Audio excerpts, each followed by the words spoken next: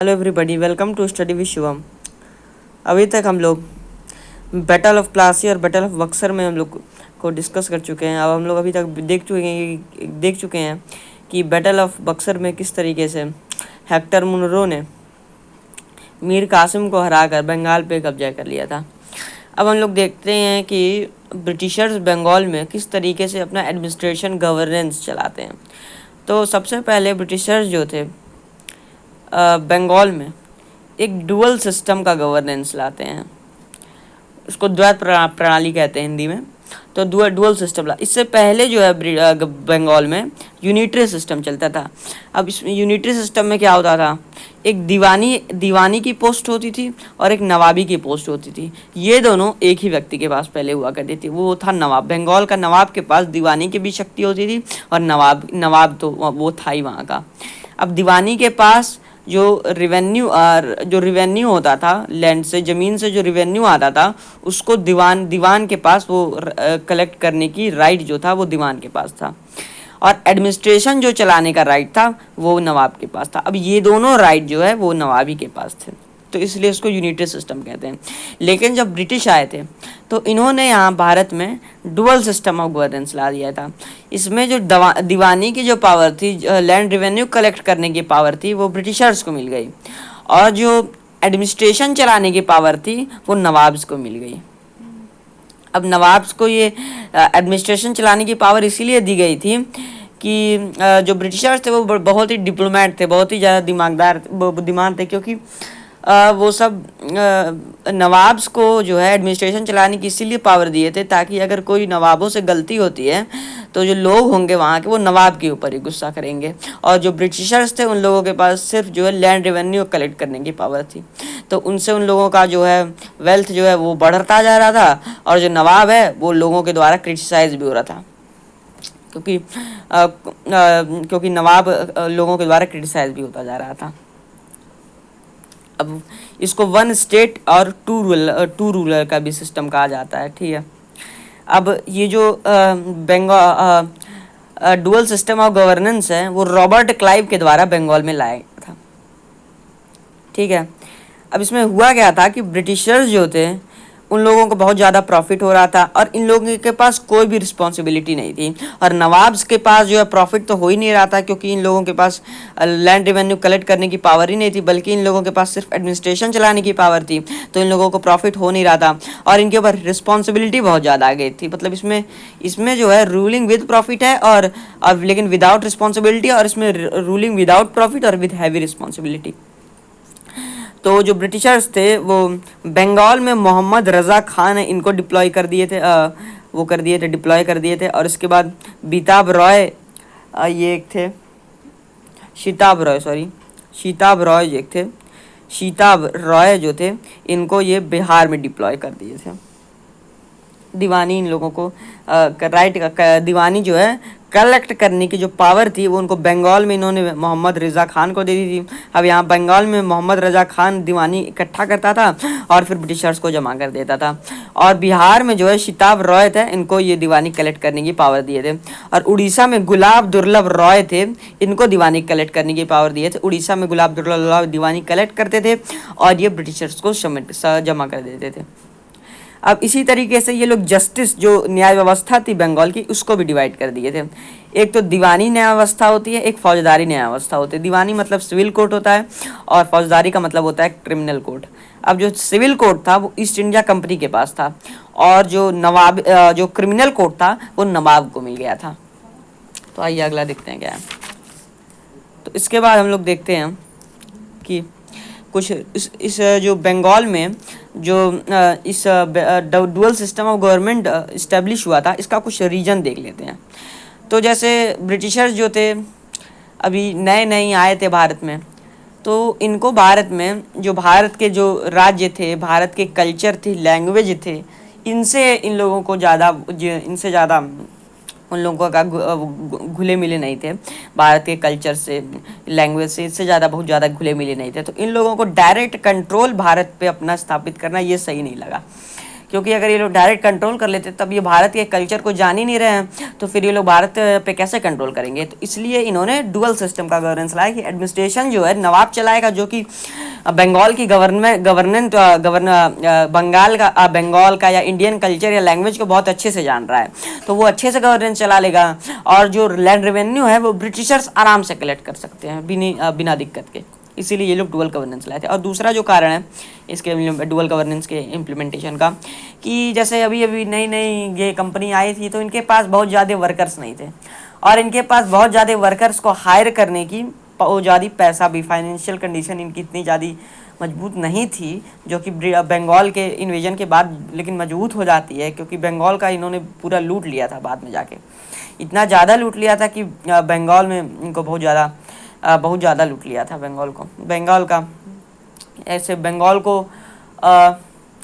Sponge भी कहा जाता है जी। बंगाल में जो है हुगली नदी से बंगाल का जो है स्पंज की तरह ईस्ट इंडिया कंपनी जो है वो इसको कहा जाता था कि ये इस हुगली नदी के किनारे ये स्पंज का काम कर रही है, कि ये हुगली नदी का पानी यानी पूरा पैसा जो है वो स्पंज की तरह सोख लेती है और जाके ब्रिटेन में एक नदी है उसका और वहाँ पे जाके वो गिरा देती है। तो इसलिए बहुत ज़्यादा इन्होंने लूटा था। तो इनके पास बहुत ज़्यादा वर्कर भी नहीं थे, तो इन्होंने जो है डायरेक्ट कंट्रोल करना बंगाल पे इसे अपना सही नहीं समझा, इसीलिए इन्होंने नवाब के द्वारा बंगाल पे कंट्रोल अपना स्थापित किया था। और अगर ये डायरेक्ट कंट्रोल अपना बंगाल पे करते तो इनको जो भारत की कई रूलर्स थे, ब्रिटिश कंपनियां थीं, और भी कई ब्रिटिश कंपनियां थीं, ब्रिटेन में भी कई कंपनियां थीं, इनसे उन लोगों को अपोजिशन विरोध झेलना पड़ता है। क्योंकि ब्रिटेन में क्या होता है कि ब्रिटिश कंपनी जब बहुत ज़्यादा प्रॉफिट कमाती है तो ब्रिटेन में ब्रिटिश कंपनी के खिलाफ जो है फिर धीरे धीरे वो होने लगता है, विरोध होने लगता है कि ब्रिटिश कंपनी अकेले मतलब मोनोपोली हो गई है ब्रिटिश की इंडियन ट्रेड पर, ब्रिटिश का इंडियन ट्रेड पर मोनोपोली हो गया है।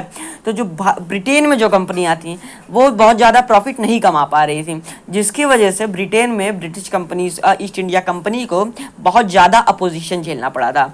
और जो ब्रिटिश मैन्युफैक्चरर्स थे वो भारत में आकर ब्रिटिश इंडस्ट्रियलिस्ट थे, वो भारत में आकर मार्केट में अपना पैसा इन्वेस्ट करके यहाँ पे एक इंडस्ट्री खड़ी करना चाहते थे, ताकि वहाँ पे इंडियन मार्केट से इन लोगों को प्रॉफिट हो सके। लेकिन ईस्ट इंडिया कंपनी ने अपना इतना ज़्यादा मोनोपोली बना दिया था कि जो है इंडस्ट्रियलिस्ट थे उनको बहुत ज़्यादा प्रॉफिट नहीं हो पा रहा था।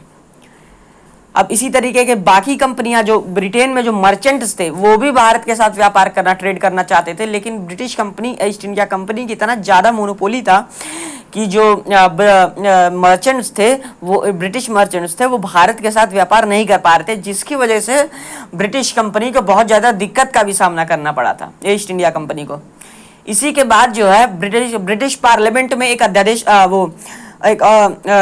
रूल पास होता है, इसके द्वारा ब्रिटिश के फाइनेंशियल एसेट्स जितने हैं, ब्रिटिश की जो रेवेन्यू रिकॉर्ड है, ये सब ब्रिटिश की जो थे वो रिकॉर्ड होने लगे थे। इसी के दौरान एक फिफ्थ रिपोर्ट एक आई थी, ये किस ईयर में आई थी याद नहीं आ रहा है, तो फिफ्थ रिपोर्ट एक आई थी।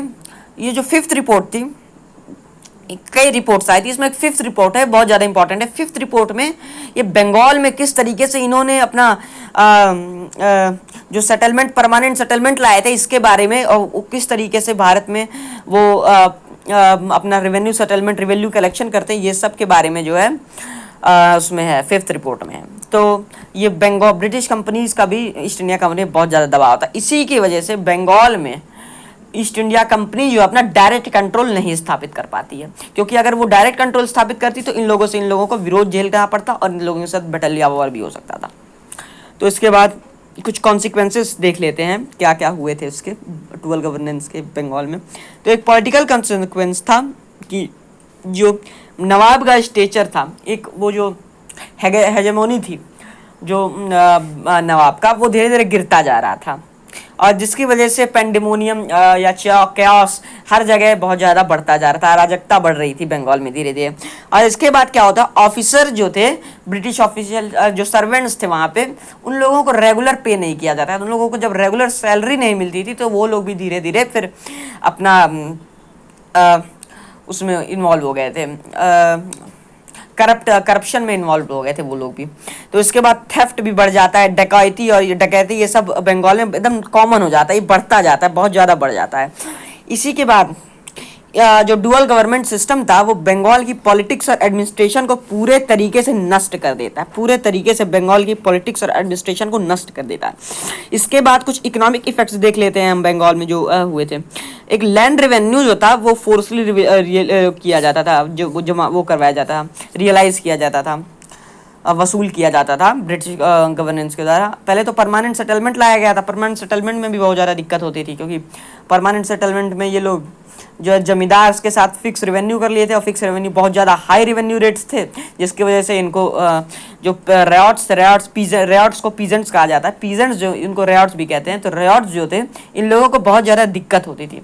तो इसमें भी एक परमानेंट सेटलमेंट आया था, फिर रेवतवाड़ी आया था, फिर महलवाड़ी आया था। इसके बारे में हम लोग आगे आप डिस्कस किया जाएगा, परमानेंट सेटलमेंट्स के बारे में, लैंड रेवेन्यू सेटलमेंट्स। तो ये हुआ था, ये बहुत ज़्यादा हाई रेट हो गया था, जिसकी वजह से दिक्कत होती थी। और उसके बाद दस्तक जो था, चुंगी जो था, इसका जो लोग मिसयूज़ करते थे। और इसके बाद ड्रेन ऑफ वेल्थ थ्योरी जो थी, ड्रेन ऑफ वेल्थ भी जो है बंगाल का धीरे धीरे शुरू हो जा रहा था।